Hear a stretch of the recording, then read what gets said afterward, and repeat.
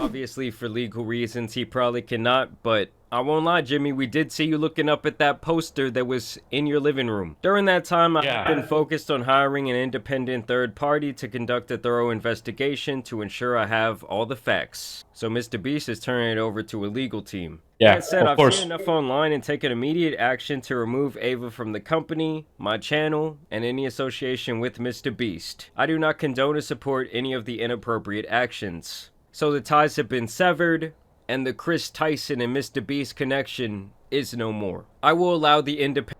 Yeah, so basically he's actually ending ties with this Tyson guy, okay?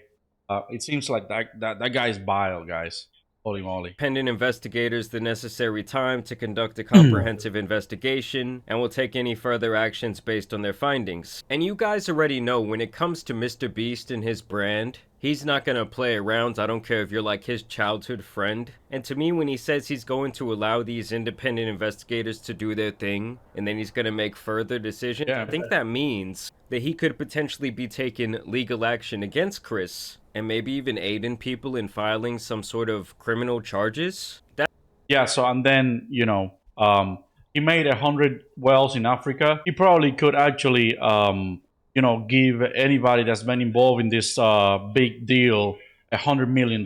Yeah, why not? $100 million, a Tesla for everybody, a Cybertruck, and a brand new house, minimum. That's just my personal speculation. I think this whole situation is going to be like that episode of SpongeBob where he's trying to get that little speck off that plate. Like MrBeast is going to do everything in his power to make sure his reputation once again hopefully becomes squeaky clean, at least in his eyes. And I did want to cover Kris's full response because in my last video only the first tweet had come out where he gave this weak ass apology and almost like made himself the victim, saying, "Oh, I'm going to step away from my mental health." Let me read this. I would like to apologize for any of my past behavior or comments if it hurt or offended anyone. It was not my intent. Seeing recent events, we've mutually decided it is best I permanently step away from all things MrBeast, social media, to focus on my family and mental health. It seems like he got fired, guys.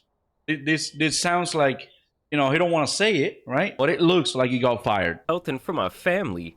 Like, buddy, your wife or former wife, she needs a restraining order. So he also says, I want to add, I never anyone. The person who gets brought up in these accusations, Lava, has vocally supported that they are false. Yeah, real good job, Kris. There's no chance that he was just scared for his fucking life, right? There's no chance that he was just scared to lose the biggest connection in his world, right? Having said that, I humbly apologize to anyone I have hurt with my unacceptable social media post, past actions, and to those who may feel betrayed by how I used to act online. To lump these two factors together to create a narrative that my behavior extended beyond bad edgy jokes is disgusting and did not happen. In the past, I have learned that my old humor is not acceptable. I cannot change who I was, but I can continue to work on myself. The thing is, Kris, it wasn't just humor.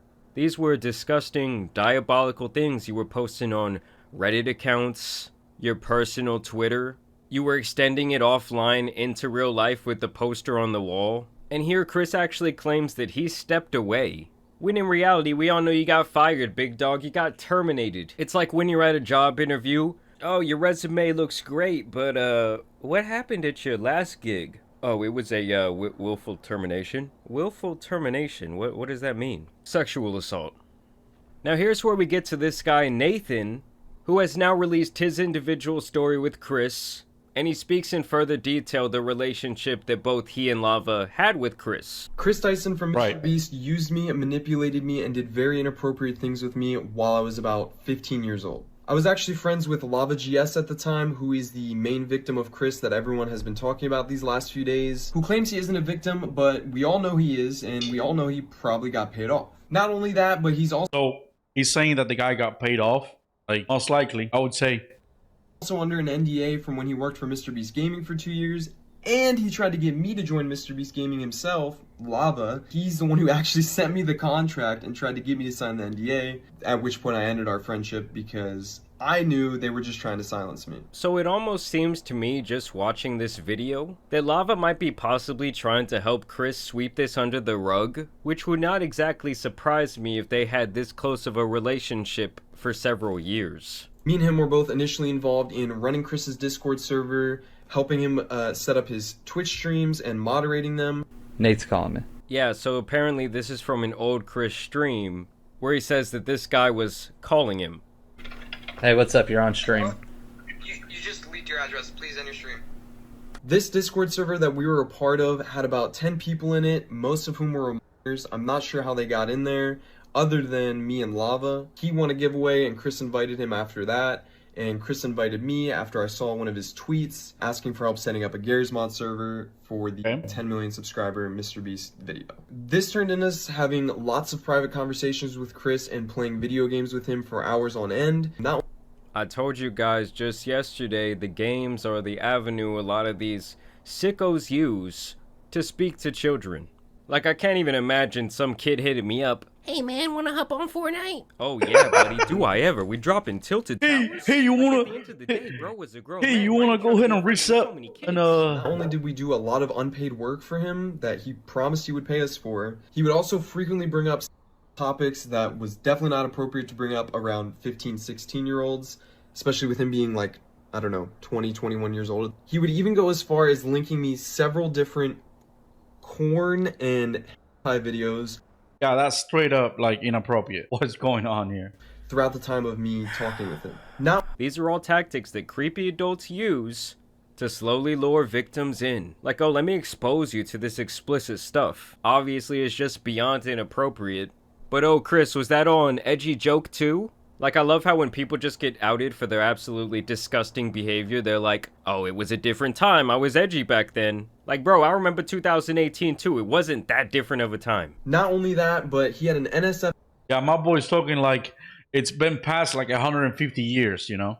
bot in his Discord server before he made it public. So when it was just a private server, his little circle of minors. And he would use this NSFW bot to spam different corn images,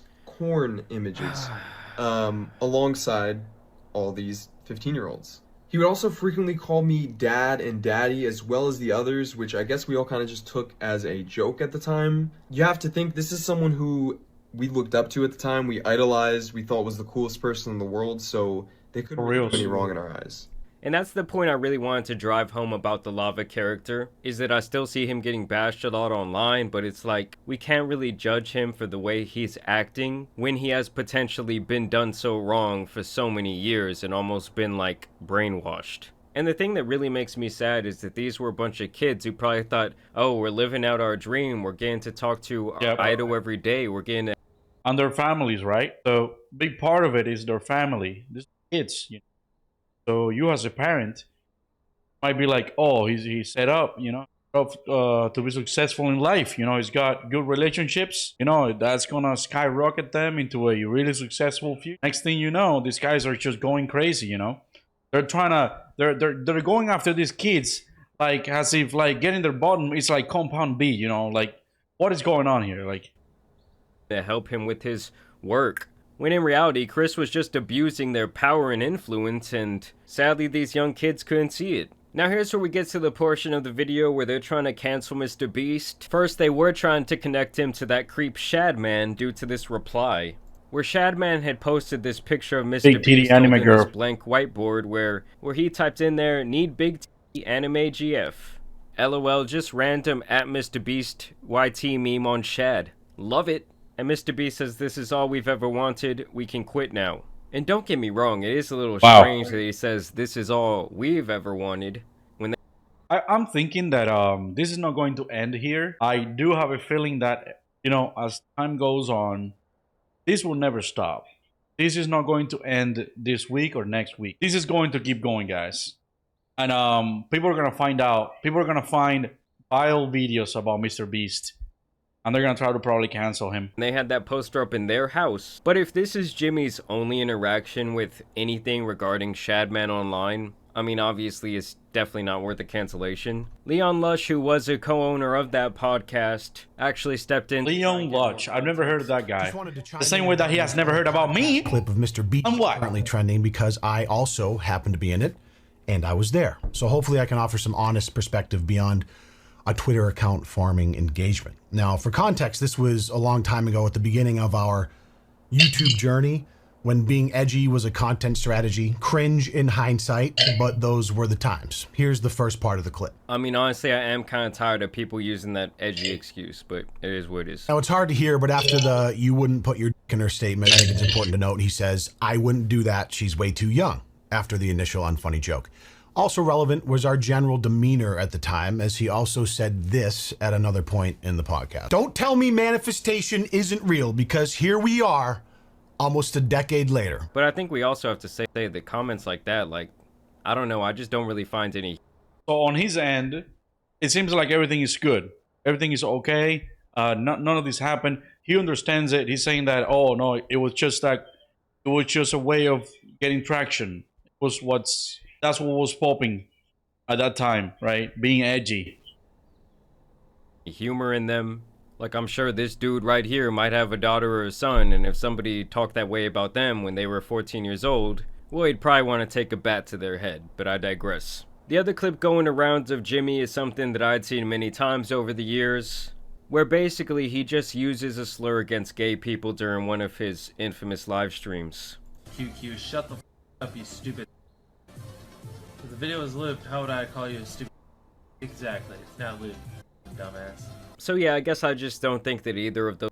Yo, what's happening with MrBeast? Is he a shapeshifter? Look at him. He's a bit smaller. Those clips really warrant a cancellation. After all of this, am I kind of looking Chubby. at Beast at least a little bit sideways? I mean, I won't lie to you guys. Yes. I mean, honestly, I do hope that we get a more detailed response from MrBeast sometime in the future. Probably when it legally makes a little bit more sense for him to do so, but yeah, this was MrBeast's response. I think that the information that we got from Lava's buddy was probably the most interesting part of this video, because it just makes Kris look even worse. It's like there wasn't just one Lava, there was apparently 10. So yeah, we're gonna see where this leads. Of course, I will continue to keep y'all updated, but as always, I do want to thank you guys for watching today's video, dropping a like and subscribing. But as you guys know, it's been your boy the Tan Superman, and some other MrBeast drama out he needs to be covered, so I'm out.